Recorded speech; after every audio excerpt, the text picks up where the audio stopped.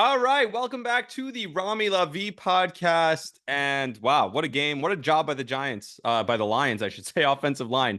Off to a wonderful start again. At the end of that game, the Lions offensive line just moving people, essentially, just literally moving people. And to quote the great Josh Hart, football is back. Didn't hit one parlay today. Football is totally back now. I did hit a parlay today. We'll get into that a little bit. How I did on my bets today, because it wasn't great, wasn't terrible, but I did go 2 for 3, 2 for 4 so far on the weekend. We'll get into a Monday night pick. I don't have a Monday night pick yet. I'm going to have it tomorrow morning on the Believe in Jets podcast with Bilal Powell. As of now, I don't have a Monday morning pick. I haven't thought of one. I looked at it, but the PTSD is starting to set in for Monday Night Football. As I was tweeting today about how bad the Giants have been, I remember tweeting last year as the Giants were losing 40-0 on Sunday Night Football, and I was like, man, I really shouldn't be saying this because the more I tweet about the Giants, the more I think it's going to impact how the Jets play. And I'm having the same feelings. I actually couched one of my tweets. I was like, I want to tweet about the Giants, but I think it could come back to bite me with the Jets. Somebody's like, why are you being negative about the Jets on Twitter? Or somebody who, responds and interacts with a lot of my stuff. And I like him. He's probably a good person. He or she, I don't know. It's like I think that Aaron Rodgers is their avatar, but I'm sure this person's a good person. But they're like, why are you being so negative? Because I've only seen negative. And so I tweet all these things about the Giants. And then tomorrow Aaron Rodgers gets hurt again. And then guess what happens? I get all these hate tweets back and I can't handle that again. Last year was too much. But the Lions, they win again in week 1. Second year in a row, they win in a primetime game in week 1. Last year, we all remember that game against Kansas City to start the year with no Chris Jones, no Travis Kelce. We all remember that, of course. Speaking of the game in Kansas City, and I totally forgot to mention this on last podcast, quick cleanup spot.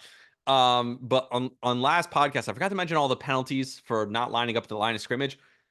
They knew the first game of the year they were going to make an example on national television. When the whole league was watching, they were going to make an example of that penalty. They wanted to show we're being serious. We're going to call this. By week 3, you're going to forget that ever happened because they're going to stop calling it completely. And all of a sudden, by week 7, all the offensive tackles are going to be back 2 full yards behind the line of scrimmage, like it was the last couple of years, and getting head starts on their jumps. It's just how it works in football. There's an emphasis that comes down in the offseason, and then they lean into it the first couple of weeks. Oh, we're going to be strict about this. We're going to make sure we enforce this. We're going to make sure we call this on every single play. And they did against the Ravens. Didn't call it as much against Kansas City, but they called it against the Ravens. The guy lining up with his leaning back is what they said. He needed to lean forward a little bit more, and he wouldn't have gotten called for, I guess, illegal formation over and over and over again. And by week 3, they're not going to even call it anymore. It was like, the hip drop tackle. They could have called today a bunch of times. By later in the season, they're going to stop calling it because that's what the NFL does. They talk about something that's a big talking point in the offseason, so they draw a hard line in the sand. And early in the season, they call it over and over and over again. It was like the NBA with the palming the ball. They were calling carries over and over, or double dribbles, whatever you want to call it. And they stopped calling it by midway through the season. Everyone forgot about it. And it was like all the outrage early in the year. Oh, they keep calling this. They're going to be strict about this. By the playoffs, no one's calling it anymore. That's how it's been. That's how it is in the NFL. We're going to see the same thing here with this call. It just sucks for the Ravens that they got the short end of the stick 17 times the first game of the season against the Kansas City Chiefs, who already didn't need any help.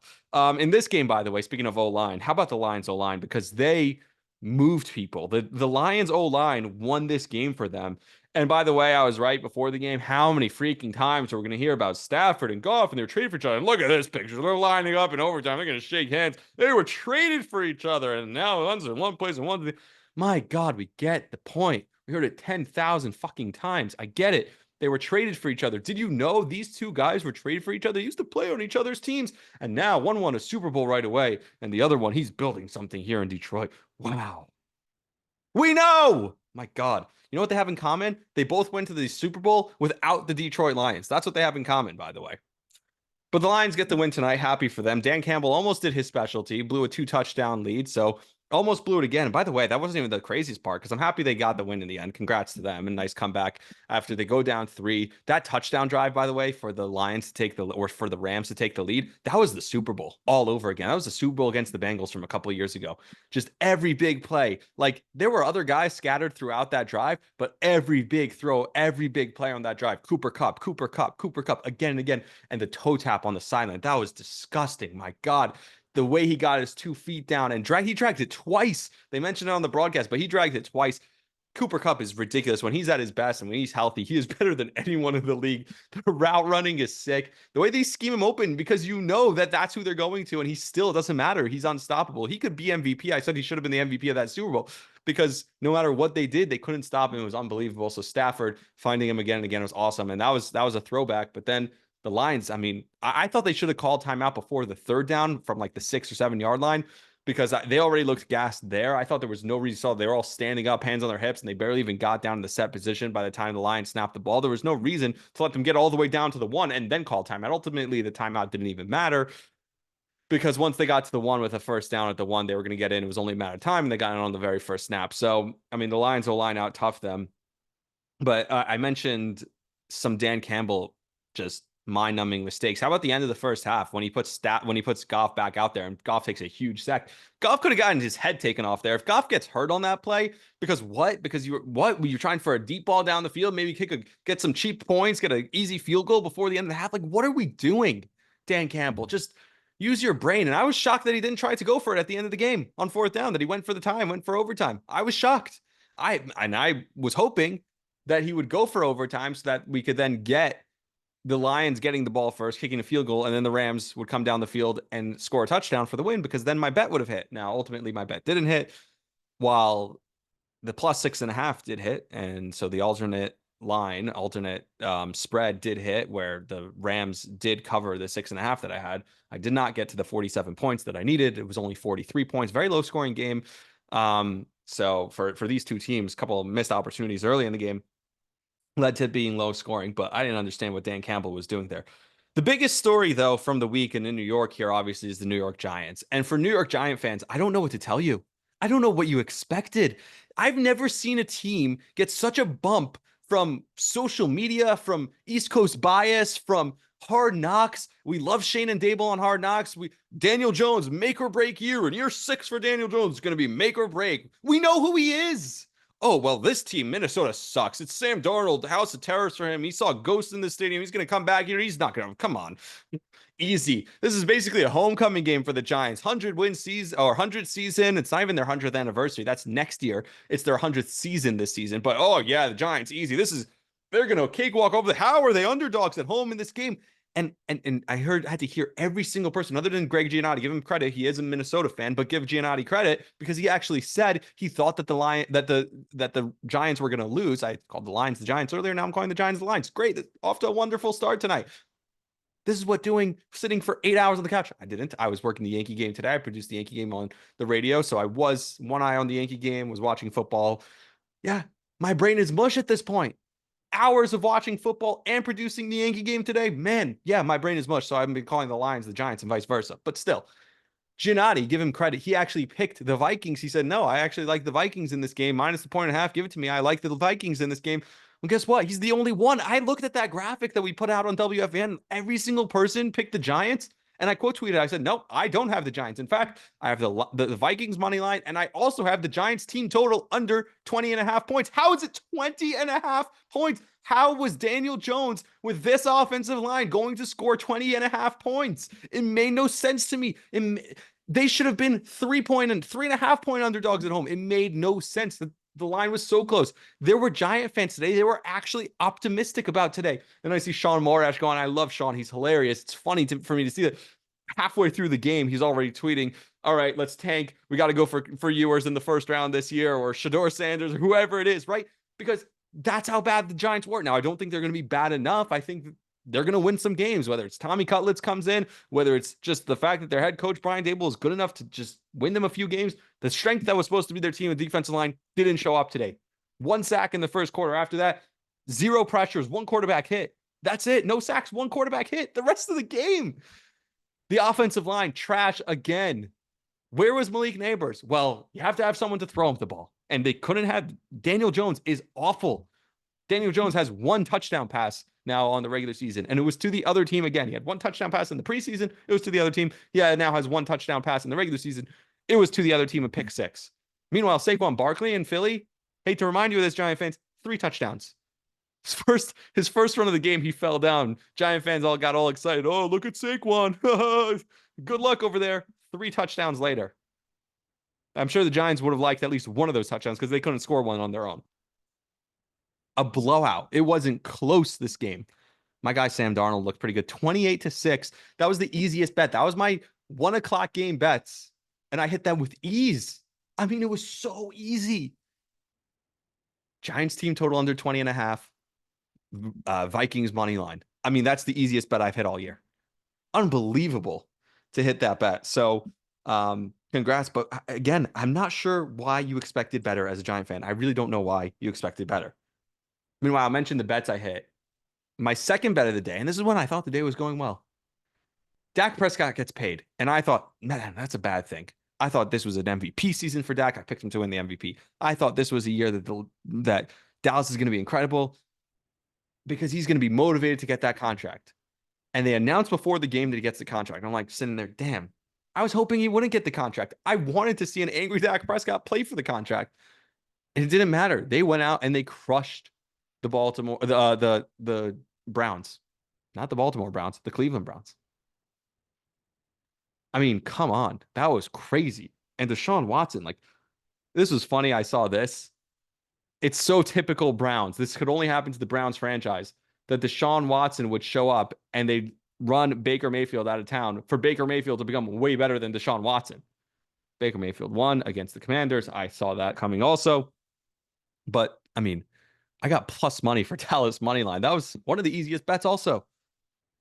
I saw some people say, who was worse, Watson or Brady? I think I tweeted that, actually. Who was worse, Deshaun Watson or Tom Brady? Because Tom Brady was awful on the broadcast, and Greg Olsen.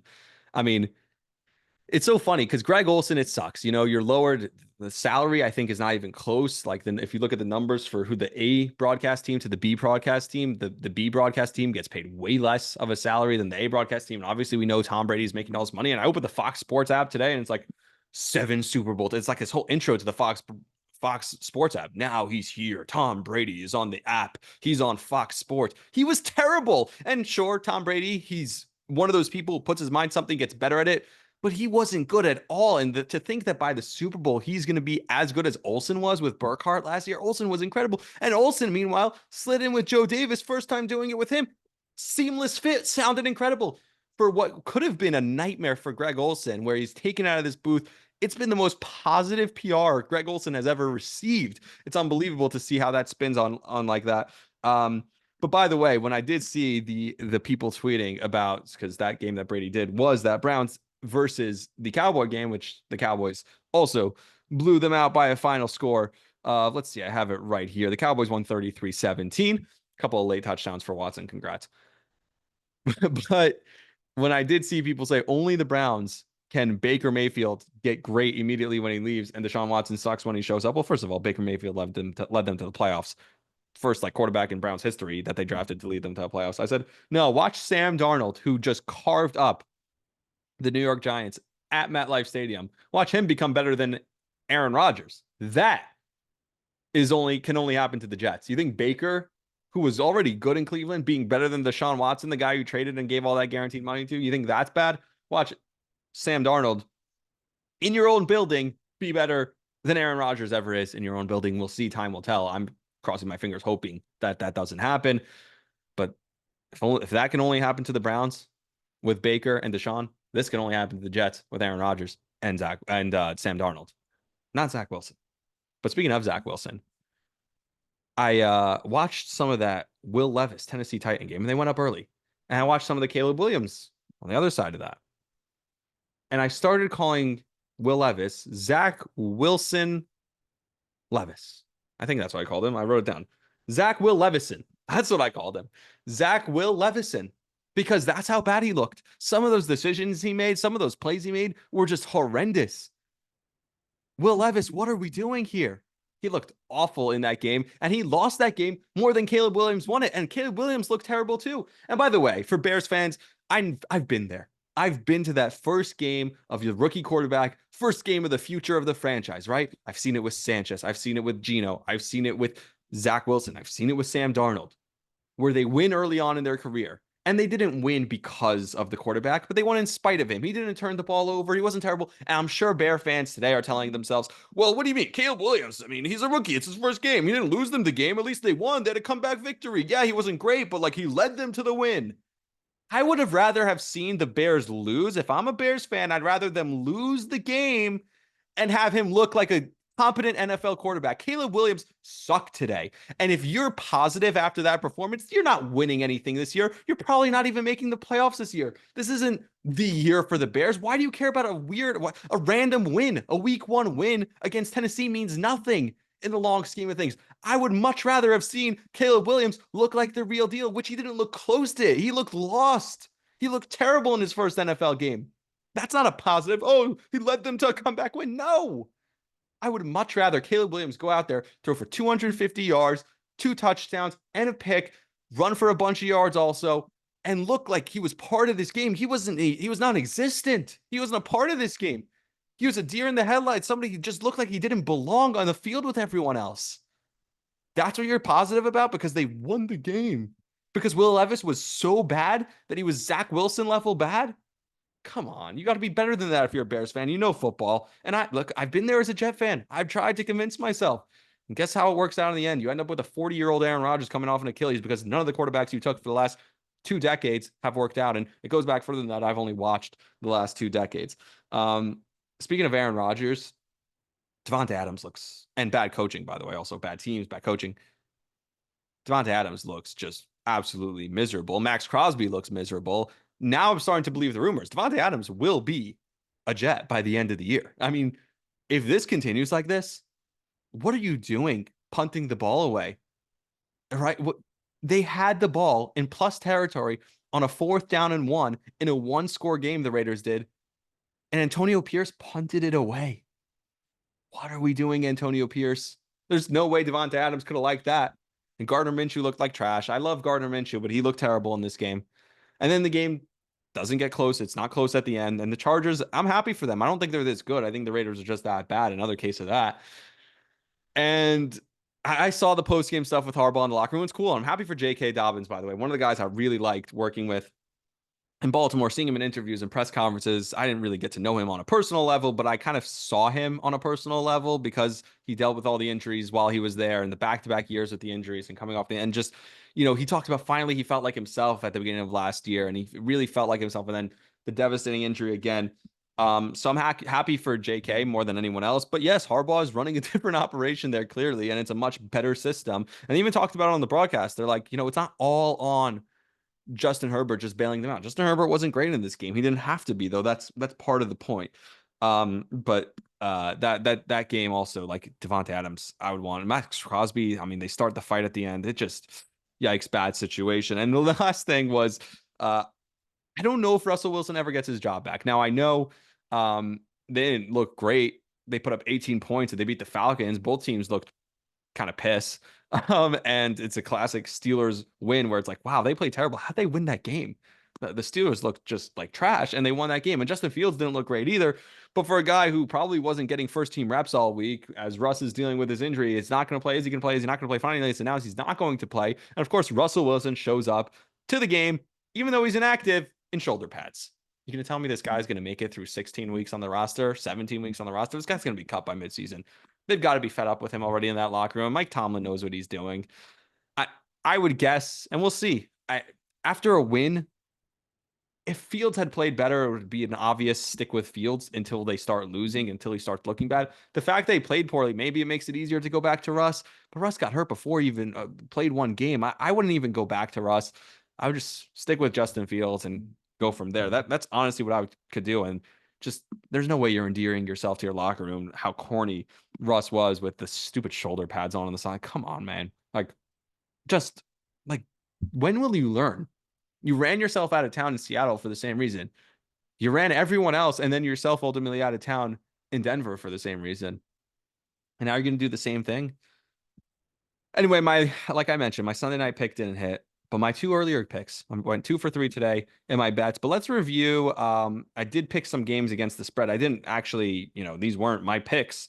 But I did pick some games against the spread. I didn't actually go through this yet. So Green Bay and the Eagles, I said that Green Bay would cover the 2.5. They did not. They lost by 5. And by the way, big news there. Green Bay, obviously, is that the quarterback Jordan Love goes down for about 3 to 6 weeks. Could have been a lot worse, but 3 to 6 weeks. And he played really well in the game too. Who knows what happens at the end of that game? if he's in the game. So, keep your eyes on that. That could shake things up because now Detroit 1-0 and Packers 0-1. Detroit can run out to a huge lead in the division, and the division could be over by the time Jordan Love comes back 6 weeks into the season. If they're hot and running, and Green Bay has to play catch up at that point, that could be tough for the Green Bay Packers to overcome. Like I mentioned, the Vikings. Let's go to Tennessee and Chicago because that's what I have written down here. Next, Tennessee. I picked Tennessee to cover the 3.5, and the fact that they lost by 7, so over 2 for your boy. I mean, the fact Tennessee. I don't know what you were doing in that game. Really, just frustrating. Atlanta was minus 3.5. They lost by 8. I picked Atlanta to cover the 3.5. 0-3 for your boy. Week 1, this is what happens. And we're not even getting to the one that everyone, I know you all are waiting for. I picked Miami minus 3.5 against Jacksonville. They only won by 3. So another loss for your boy. Weird story over there, obviously pregame, and then they come out, they are down 17-0, and just a huge start for Jacksonville. And I'm like, oh yeah, this is what I told you. This is what I told you. This is how awesome it's going to be for Trevor Lawrence this year. He's gonna have a great year. And then, well, it all fell apart that quickly. And Tyreek Hill, next thing you know, is running into the end zone, is pointing his arms behind his back, pretending he got arrested, which he did earlier that day. Here's the one you're all waiting for. And I don't even have any analysis on this because, like, what the F? This is now the second time. And last time, I think it was 2 years ago when the Bengals had to have that huge second half comeback against the Patriots to win by a couple of points. This was the largest spread today, was Cincinnati minus 8.5, and they lost by 6 to a god-awful Patriots team. I don't understand how that happens. This is why you don't gamble week 1 in the NFL. And this is why I didn't make any of these my picks. I told you what I thought would happen, but none of these were my picks because, I mean, again, 2-3 or 2-1 on my actual picks, 2 out of 3. Houston minus 2.5, and this is just Vegas nailing it. They win by 2. Like, what? How does that happen? This is the one I got right. I got Minnesota minus 1.5. They won. They blew them out. They won by 22. I did take Buffalo minus 6.5 against Arizona. They did win by 6 exactly. So again, Vegas just doing it to me. My God. And then the LA Chargers minus 3 against Vegas. I got that one right. So far I only got 2 right. Seattle and Denver. It was Seattle minus 5.5. Denver had a late touchdown to cut it to 6. But they lost by 6. So Seattle covered the 5.5. Got that one wrong. I did get Dallas plus 2.5. I told you to take them on the money line. So I got that one right. So 3 right. And then I did have Washington to cover the 3.5. I thought I told you I like Tampa this week. And Washington lost by 17. Rough picks. Again, the picks I actually gave you and told you to bet, I was better on. But some rough times for your boy when it comes to just straight up just mouthing off against the spread. I'll be better next week 2. That's all we can hope for. Terrible start. 2 out of 3. I will have a pick. Watch the show tomorrow with Bilal Powell, former Jets running back. Believe in Jets. Go to the Believe YouTube page or go check out my socials. I'll have it posted there. We'll do a full pregame for Jets Monday Night Football. I told you PTSD is setting in. I think Devontae Adams will be a Jet eventually. There's a couple things I'm going to talk about on the podcast. And until next time, this is the Rami Lavi podcast. You can find it on Spotify, Apple, wherever you get your podcasts. And of course, here on YouTube. Subscribe, watch, rate, review. Check us out on TikTok, Instagram, Twitter. Till next time, there's a link in the bio for some cool hats from Huga House. I saw Aaron Rodgers, Tyler Conklin. No, not Tyler Conklin. The other tight end that we have, who's Jeremy Ruckert. They were wearing the Huga House hats on their way to San Francisco for the game tomorrow against the Niners. So buy a hat yourself. Use code RAMI, RAMI, 15% off your first order. Until next time, thank you all for listening. Appreciate you. See ya.